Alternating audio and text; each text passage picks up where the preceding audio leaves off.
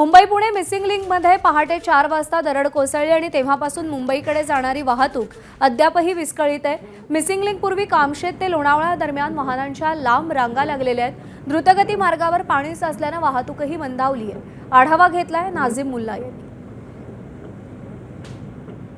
Pune Mumbai missing link वरती पहाटे 4 वाजता दरड कोसळली आणि अद्यापही वाहतूक विस्कळीतच आहे।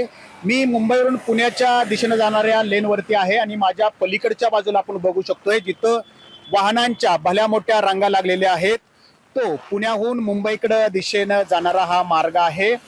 लोणावळा आणि कामशेतच्या दरम्यान या रांगा आपण या ठिकाणी पाहतोय। इथून पुढे गेलं की मुंबईच्या दिशेला म्हणजे जिकडे वाहनांच्या रांगा लागलेत ते जे मुंबईच्या दिशेला चाललेत तिथून पुढे गेले की त्यांना मिसिंग लिंक या ठिकाणी लागतो, परंतु मिसिंग लिंक अद्यापही बंद आहे।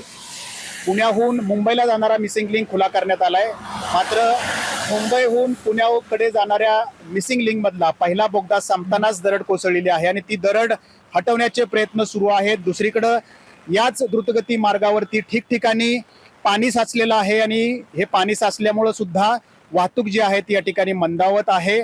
पहाटे 4 पासून जी वाहतूक विस्कळीत आहे ते अद्यापही ही वाहतूक विस्कळीत असल्याचंच आपल्याला पाहायला मिळत आहे। महामार्गावरती ठिकठिकाणी अशा प्रकारच्या वाहनांच्या रांगाही दिसत आहेत। कॅमेरामॅन शैलेश जाधवसह नाझीम मुल्ला, एबीपी माझा, एक्सप्रेस वे।